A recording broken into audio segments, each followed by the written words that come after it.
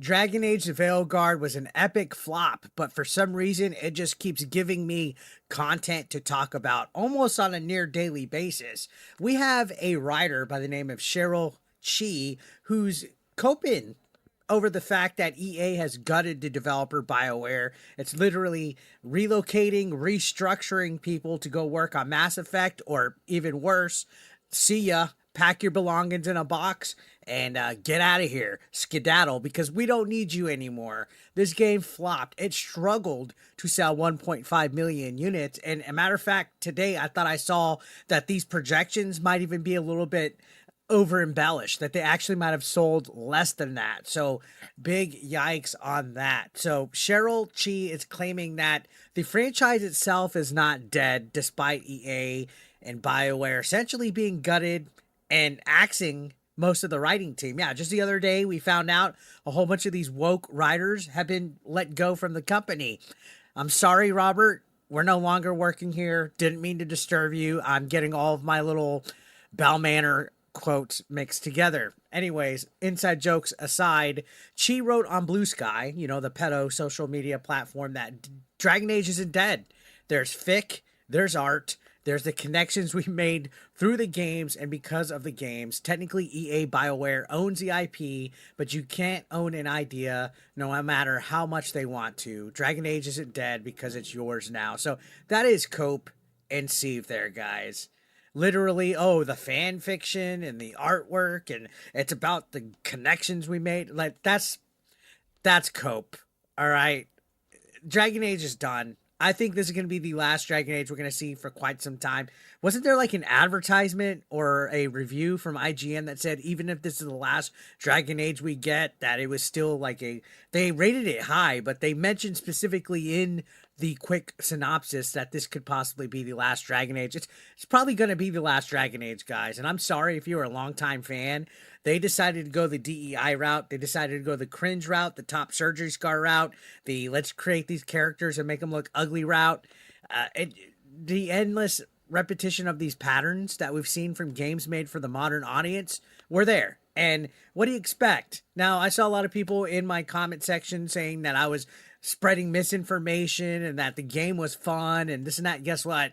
1.5 million units didn't save the business. And matter of fact, we still see soon in a quarter earnings report or financial quarter 3, whatever the fuck the business term is, there's going to be a call here soon about their quarterly report. And we're going to see if Edmonton studio for BioWare is going to stay open or not.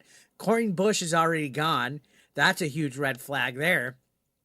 And yeah, this person, Chi, this writer, her comments are coming after she was actually relocated within EA to Motive. So she's already been restructured. She's been moved away from BioWare, the studio that makes Dragon Age, and she's still coping about the series not being dead.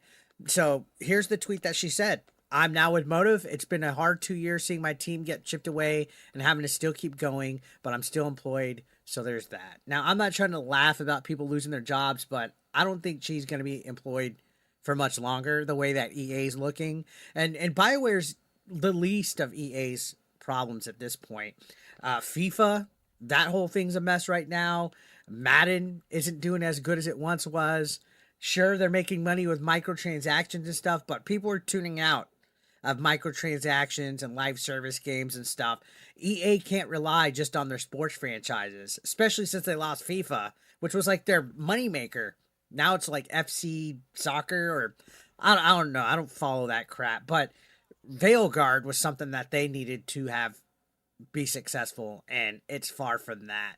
Now, Chee's comments also come in the wake of EA admitting that Veilguard missed its expectations by 50%, guys. Not a small number, by 50%. So anybody saying that this game wasn't a flop is an idiot.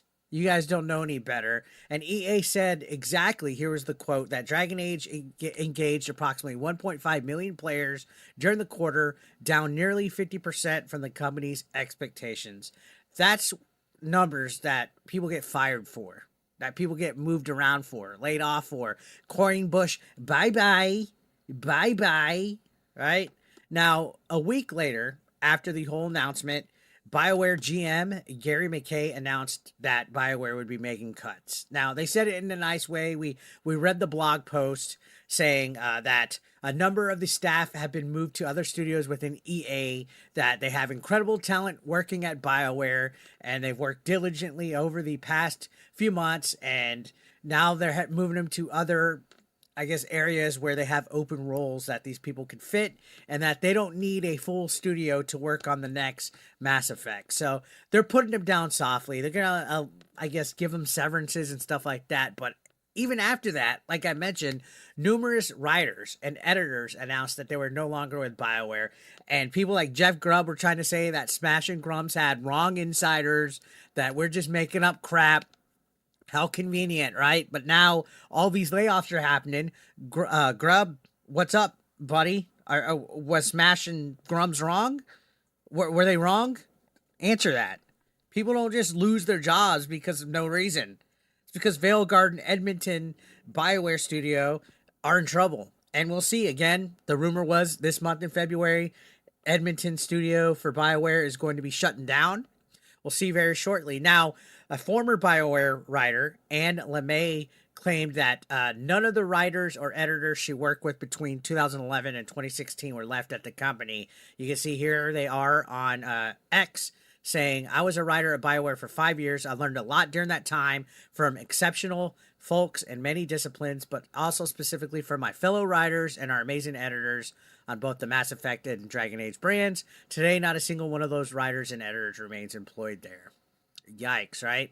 Now, publicly announced, here were all the names, the individuals that are no longer there. Writing lead Patrick Weeks, editing lead Karen West Weeks, editor Ryan Cormier, writer Brianne Batty, editor Ben Gilius and Chee, and then also writer Sylvia Fekatika Kuti. I believe that was the 15-year tenured writer at BioWare. So that was like a who's who. On top of that, writer John Dombrau left for Sucker Punch in 2023. So I'm looking at a Fandom Pulse article. Shout outs to John F. Trent, by the way, for these names here. John Dombrau left for Sucker Punch in 23 and as a senior writer working on Ghost of Yotei.